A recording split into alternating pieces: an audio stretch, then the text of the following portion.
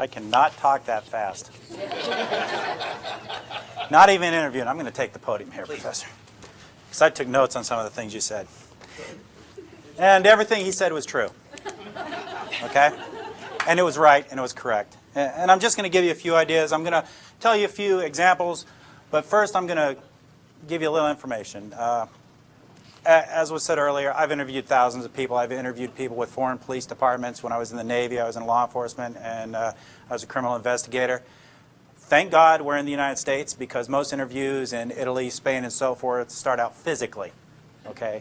There's no police abuse over there. They can do pretty much what they want. Anytime they want, anyhow they want. So just be aware of that and be thankful for where you're at. Biggest question I was asked when I am a 3L. And there's some of my classmates in here. Best day is coming up, May 10th, when we get to leave. So those of you that are applying, and I told a couple of people this, you think it's hard getting into law school? Try getting out. Okay? A couple of things I was asked. How do I quit from getting speeding tickets? Very easy question. Quit speeding. Okay? But something Professor Dwayne brought up. Are any of you guilty of anything? How many of you drove here today? Anybody go above 55 on the interstate? Anybody drive at home and go above 55 on the interstate? Because if you stay... What are you raising your hands for? I told you, don't do I know. I remember, but I was doing it anyway. I did it intentionally. And there you go. And people are inherently honest, and that's their biggest downfall. Okay? They really are. Or they want to tell their story. And if you drive 55 on the interstate where it's 55, the only thing you're going to do is meet the person behind you, because they're going to rear end you and you're going to get run over. Okay? So that's a fact. But everybody does something that they can get in trouble for. I can follow as a police officer when I was in uniform. I could follow a car however long I needed to, and eventually they're going to do something illegal. And I can pull them over. And justifiably illegal to pull them over with. So just be aware of that. Don't think you're so innocent in such a thing. When you get stopped for a traffic ticket, everyone likes to be somewhat honest. And what's the first thing the police officer asks you? Do you know how fast you're going? If the speed limit's 35, you'll say, oh, 38, 40, because you want to be kind of honest even though you're doing 50. You just said 38, 40. You just admitted to breaking the law. You just confessed. So they can go to court with that, with a confession that you were exceeding the speed limit. Okay, so you need to think about those things, and when you do become defense attorneys, which I may, who knows, you need to think about those things for your clients. The other thing you need to think about your clients, and this is going to seem very terse, people are stupid. Your clients are stupid. And I've had defense attorneys come to me, matter of fact, one on a motion to suppress just Tuesday, come up to me and tell me his client was stupid. Okay? They're very straightforward. They do foolish things. They talk to the police. You guys need to be aware of that. Now, in my past, and it wasn't exaggerated, I have interviewed thousands of people. I've arrested and dealt with over 1,000 felonies. Well, actually, more than 1,000 felonies. Probably about 20, or no, about 1,000 felonies, 2,500 misdemeanors. 98% of them conviction rate. 80% of them I don't even have to go to court. Why? Because there's confessions. Because they confess. So these people have no problem. The hardened criminals have no problem talking to the police. People like to tell their story. And they'll sit in that room and think about it. You're picked up by the police. You're in a little room. There's one chair here. There's a desk. There's another chair.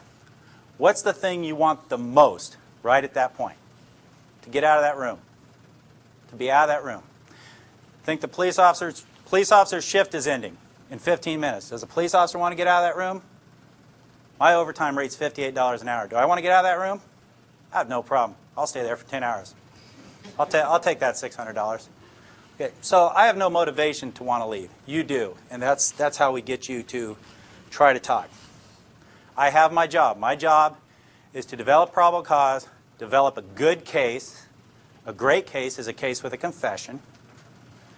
Get it to the Commonwealth's attorney so that they can prosecute the case with little, if any, effort. And the Commonwealth attorneys love those cases, the little and any effort, because they come with a stack of files that high in court every day. So they love those cases. That's my job. The defense attorney's job is to hope they get to their client before I do, and make sure they don't talk to me, no matter what. Give you an example, and this will go right along with what Professor Dwayne was putting up his examples. I had an interview that went something like this. Were you involved in the burglaries? No, I had nothing to do with them. You didn't have anything to do with them? No. You were in a car with all this stolen stuff in it? You had nothing to do about it? No. You knew it was there? Yeah. Okay, now we got possession of stolen property, felony. Okay? But you had nothing to do with it? No. So what did you need the money for? Well, I had to pay some of my court costs from another thing I got in trouble for. Oh, so he took the money from stealing the stuff. I have enough to charge him now with burglary. Simple as that. Well, did you see the picture on that camera of the house with the Christmas decorations? This is a real case scenario. Yeah, did you go in that house? No, I didn't go into that one. So there's ways around it. There's ways to get around people who try not to talk to you.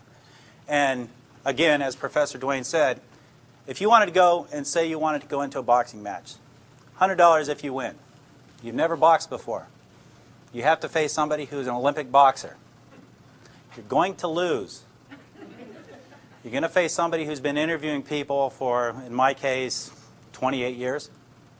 You're going to lose, unless you're purely innocent. Now, on the other side of it, I don't want to put anyone that's innocent in jail. But I try not to bring anyone into the interview room that's innocent. And there are a couple that I have let walk away because they were innocent. Okay, the interviews. How do we approach the interviews? There's a number of ways to approach interviews. There's a number of types of people that I deal with. First thing I do, anyone know what they get told first when they're in an interview? Miranda. Miranda warning. Okay, it's not a right. You don't have a right to Miranda. Those rights have always been there. It's called the Constitution. You're just teaching. You're doing a real quick class on the Constitution for these people. Usually they don't listen to it. And this is the way I give my Miranda warning. Look, I have to tell you this. Just pay attention. Okay, they're usually sitting back or they're very attentive. You have the right to remain silent. Do you understand that? Yes. Anything you say may be used against you in a court. I don't have to say it will be. I say it may be. Okay, and they get that. You have a right to an attorney, and if you can't afford one, one may be appointed to represent you. Got that. You can decide not to quit talking to me at any time and exercise these rights. Do you understand that? Sure. Now, before I do the primary thing that's needed with those rights, and that's to get a waiver, I say, now, before you say anything, let me tell you what I know. And over all the time I've had to put together what this individual was supposedly involved in, and I only say supposedly because Professor Dwayne's sitting over there, that this individual was involved in, I will tell the story that I've put together, and it'll be pretty close to what happened.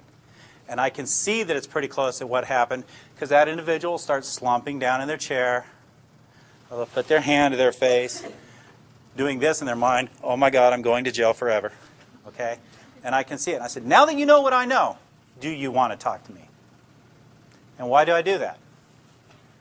Because if I didn't do that, is if I said, do you want to talk to me, they'll say no. So I give them the time to think about, and then comes the next phrase. Now, before you start talking to me, let me tell you the difference between a lie and a truth. If you lie to me, and I get before the judge, and I tell the judge that you were dishonest with me, that's just not going to make him happy. But if I get before the judge and tell him you're honest, straightforward, willing to take responsibility for your actions, that is going to help you. That's not a lie, though. That is true in Virginia Beach courts. It will help them. You know, they may not get 5 years. They may get 3 years. They're still going to prison, or they're still going to have a felony, but it will help them. And then I have to determine what kind of person I have. And there's two types. There's the one, like I mentioned to you earlier, where I have to talk to them about different things, get into their own skin, as the word is, and try and get them to talk to me and discuss things. I had a sexual assault case. I had to talk to the guy how hot the woman was, and I understand where he was coming from. And when I said that, we were buds. And he started talking to me. And he's still sitting in prison. Okay? So you've got to get in there and you've got to go places. The other side is, I can't try and act like that individual acts. Okay? I can't try and act like what we call lovingly a hood rat. I can't try and act and talk like him. Because I'm an older white guy. We don't talk like that, and that would be an insult. And you can't insult people. It doesn't matter who they are. It doesn't matter where they grew up. It doesn't matter where they're from. You can't insult people like that. You have to be yourself. So you have to get into their mindset and the way they're thinking and have a discussion with them. The other type of person is the one that likes to tell a story. This young man, great man. I love him to death. He didn't go to jail because I went to bat for him, because I felt sorry for him. He was a newlywed. He was having money problems. Former Marine. I said, tell me what happened. And he told me this beautiful story about what happened. What he had done is he had sold a piece of equipment that his ex-employer had that he had stolen. He told me the beautiful story of what happened about him finding it on the side of the road and all that kind of stuff. And I didn't even question about him. After he finished his whole story, very unplausible but very beautiful story, I sat there and listened to it for 15 minutes. I looked at him and I said, you stole the stuff from your boss, didn't you? Yes, sir, I did. I had nothing. I really had nothing except the fact that he had sold it. So there's those types of people. And then the third type, the one who tries to be the hood, who tries to be the criminal, who cries like a baby when they walk into jail, but when they're on the street, they're as tough as rocks. You go in there with your paperwork, you sit down, and you just start doing paperwork. And usually I have a videotape sitting on top of it, just for measure, so they think I have a videotape. And you just sit there. Don't tell them Miranda. Just sit there and wait for them to start talking, because they will. They want to talk. People want to communicate. They hate silence. That's why when people speak, you hear, when they're talking, because they need to fill that void with something. People hate silence. So that's the other one. A couple tricks of the trade, and I'll share this with you for when you may go in an interview room. If you're going to be attorneys, it could happen. Videotapes are wonderful things. I use a tape recorder. How many of you think if you saw a tape recorder, that would make you not want to talk? Yeah. They talk, and this is how I do it. I bring the tape recorder and say, look, I'm going to use this recorder because my writing's terrible. I can't read it if I write it down, so I'm going to use this. Is that all right with you? Don't have to ask them that. Is that all right? Yeah, no problem. So I turn it on. And they watch the tape recorder. And if I have a problem with the interview, I'll say, I want to talk to you for a second, just off the record. Everyone here off the record? It's like a unicorn. No such thing. I pick up the tape recorder. If I borrow this, I pick up the tape recorder and I go click and turn it off and set it right in front of them. And they look at the tape to make sure it's not turning. Interview rooms have microphones in them and video cameras, and everything that happens in there is recorded. My tape means nothing because I'm recording it anyways. And then I start talking to them quietly, and they start telling me stuff. And they do something like that, except it's crying. It's more crying. So that's another way. So you see how there's an unlevel playing field here. Even with the most educated individual, there's an unlevel playing field. If you talk to the police, everything's going to be written down. If you get pulled over for a ticket, they give you the ticket, and you pull off. Do you ever see the cop pull off right after you? Usually not. That's because on the back of their ticket, they're writing down everything you said. And it's going to come into court if you go to court. Everything that's said, I write down. Every phone call I make has to have a listening device on it. Is that illegal? How many parties need to know that a phone conversation in Virginia is being recorded? One. Me. I knew it was recorded. I get many, many confessions over the phone.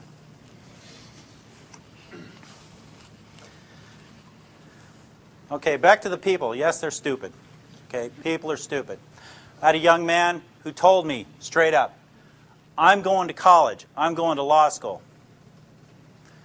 I'm too smart. You'll never find out what happened. Okay.